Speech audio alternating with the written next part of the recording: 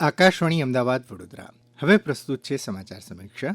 આજનો વિષય છે રાષ્ટ્રભક્તિ સાથે રાજ્યભરમાં તિરંગા યાત્રા યોજાઈ. લેખન હર્ષલ પંડ્યા, રજૂઆત જયેશ વેગડા.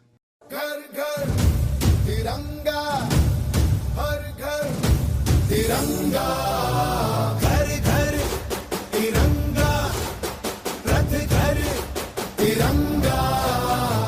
દેશના 80મા સ્વતંત્રતા પર્વ અને વંદે માતરમ ગાનના 150 વર્ષની ઉજવણીની થીમ પર હર ઘર તિરંગા અભિયાનનું આયોજન કરવામાં આવ્યું. પ્રધાનમંત્રી નરેન્દ્ર મોદીની પ્રેરણા અને માર્ગદર્શનમાં સમગ્ર દેશમાં 9થી 17મી ઓગસ્ટ દરમિયાન હર ઘર તિરંગા અભિયાન યોજાઈ રહ્યું છે.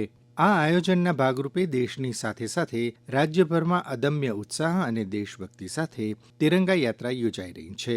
રાજ્યના મુખ્યમંત્રીએ ગાંધીનગર સ્થિત પોતાના નિવાસસ્થાને તિરંગો લહેરાવીને તિરંગા યાત્રામાં સહભાગી થયા હતા. જ્યારે રાજ્યના નાયબ મુખ્યમંત્રી હર્ષ સંઘવીએ અમદાવાદ, આણંદ અને વડોદરામાં ઉત્સાહપૂર્વક તિરંગા યાત્રામાં ઉપસ્થિત રહીને નાગરિકોનો ઉત્સાહ વધાર્યો હતો. પાટનગરના માર્ગો ઉપર તિરંગા યાત્રાએ અનેરું આકર્ષણ જમાવ્યું હતું. અમદાવાદના રાયપુર ખાતે યોજાયેલી તિરંગા યાત્રાએ અનોખો માહોલ સર્જ્યો હતો. અહીં લાંબા તિરંગાને લઈને અમદાવાદના હજારો નાગરિકો માર્ગો ઉપર ઉમટી પોતાની દેશભક્તિ અને તિરંગા પ્રત્યેના આદરને પ્રતિબિંબ કર્યો હતો. શ્રી હર્ષ સંઘવીએ અમદાવાદમાં તિરંગા યાત્રામાં ઉપસ્થિત જનમેદનીના ઉત્સાહને બિરદાવ્યો હતો અને રાષ્ટ્રભક્તિમાં લીન થઈને એક હાથમાં તિરંગો અને ચહેરા પર છલકતી દેશભક્તિના ભારોભાર વખાણ કર્યા હતા. અમદાવાદે બધા જ રેકોર્ડ તોડી નાખ્યા. દેશભક્તિની રેલી કેવી હોય ને એના દ્રશ્ય જોવા હોય તો આવો અમદાવાદ અને જો આજે મારા દેશભક્તો કિલોમીટરોની કૂચ કરવા માટે આજે તૈયાર છે. વડોદરા પણ તિરંગાના રંગમાં રંગાઈ ગયું જોવા મળ્યું હતું. વડોદરા શહેરના નવલખી મેદાનથી ગાંધીનગર ગૃહ સુધી તિરંગા યાત્રામાં રાષ્ટ્રપ્રેમનો પ્રચંડ ઉત્સાહ છવાઈ ગયો હતો. મોટી સંખ્યામાં નગરજનોએ વિશાળ યાત્રામાં જોડાઈ રાષ્ટ્રભક્તિની ભાવનાને વ્યક્ત કરી. ભારત માતાની આરતી સાથે યાત્રાનું સમાપન થયું. મહાત્મા ગાંધી અને શહીદ ભગતસિંહની પ્રતિમાને પુષ્પાંજલિ અર્પણ કરવામાં આવી હતી. તિરંગા યાત્રામાં આકર્ષણનું કેન્દ્ર બન્યા હતા ગાંધીજી, સરદાર વલ્લભભાઈ પટેલ, રવિન્દ્રનાથ ટાગોર સહિતના મહાનુભાવોના વેશ ધારણ કરીને આવેલા લોકો. આ પ્રસંગે નાયબ મુખ્યમંત્રી હર્ષ સંઘવીએ યુવાનોને નશામુક્ત જીવન જીવવા તથા નશાના દૂષણથી દૂર રહેવા અપીલ કરી હતી.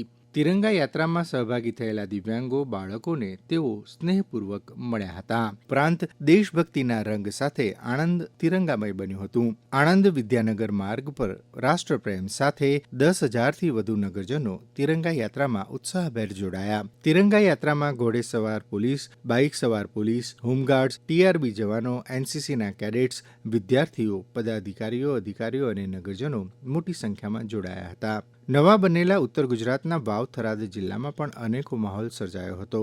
દિયોદરમાં ભવ્ય તિરંગા યાત્રા યોજાઈ હતી. દિયોદર ખાતે ધારાસભ્ય કેશાજી ચૌહાણના અધ્યક્ષ સ્થાને ભવ્ય તિરંગા યાત્રાનું આયોજન કરવામાં આવ્યું હતું. યાત્રા દરમિયાન શહેરના અનેક સ્થળોએ લોકો દ્વારા તિરંગા યાત્રાનું ઉષ્માભેર સ્વાગત કરવામાં આવ્યું હતું. તિરંગા યાત્રામાં શાળાના વિદ્યાર્થીઓ, હોમગાર્ડ્સ જવાન, આરોગ્ય વિભાગના કર્મચારીઓ સહિત સમગ્ર વહીવટીતંત્રના અધિકારીઓ, કર્મચારીઓ જોડાયા હતા. હાથમાં તિરંગો અને દેશભક્તિના નારા સાથે નીકળેલી યાત્રાથી સમગ્ર દિયોદર શહેર દેશભક્તિના રંગે રંગાઈ ગયું હોવાનું ધારાસભ્ય કેશાજી ચૌહાણે જણાવ્યું હતું. દિયોદર તાલુકા વહીવટી તંત્ર, વિવિધ સંગઠનો, સામાજિક સંસ્થાઓ અને નાગરિકો દ્વારા તિરંગા યાત્રાનું ભવ્ય આયોજન કરવામાં આવેલ. અરવલ્લી જિલ્લામાં પણ ભવ્ય તિરંગા યાત્રા યોજાઈ હતી. અરવલ્લી જિલ્લા વહીવટી તંત્ર દ્વારા મોડાસાના ઉમિયા મંદિર ચોકથી તિરંગા યાત્રાનો પ્રારંભ કરવામાં આવ્યો હતો. ધારાસભ્ય ભીખુસિંહજી પરમાર, જિલ્લા કલેક્ટર, જિલ્લા વિકાસ અધિકારી, જિલ્લા પોલીસ વડાએ યાત્રામાં ભાગ લીધો હતો. પંચમહાલના મુખ્ય મથક ગોધરા ખાતે પણ તિરંગા યાત્રામાં પ્રભારી મંત્રી રમેશ કટારા અને અન્ય મહાનુભાવો સહભાગી થયા હતા અને નાગરિકોનો ઉત્સાહ વધાર્યો હતો. રાજ્યમાં છોટાઉદેપુર, ડાંગ, દાહોદ, કચ્છ, મોરબી, કરજણ, ડભોઈ, રાજકોટ, જામનગર સહિતના શહેરોમાં તેમજ નગરો અને ગ્રામ્ય વિસ્તારોમાં પણ અનેરા ઉત્સાહ સાથે તિરંગા યાત્રાએ અદ્ભુત માહોલ સર્જ્યો હતો. રાજ્યભરમાં યોજાયેલી તિરંગા યાત્રાએ યુવાનો, વડીલો, નાના મોટા સૌના હૃદયમાં રાષ્ટ્રભક્તિ, દેશપ્રેમની ભાવનાને પ્રચંડ ઉત્સાહ સર્જ્યો હતો.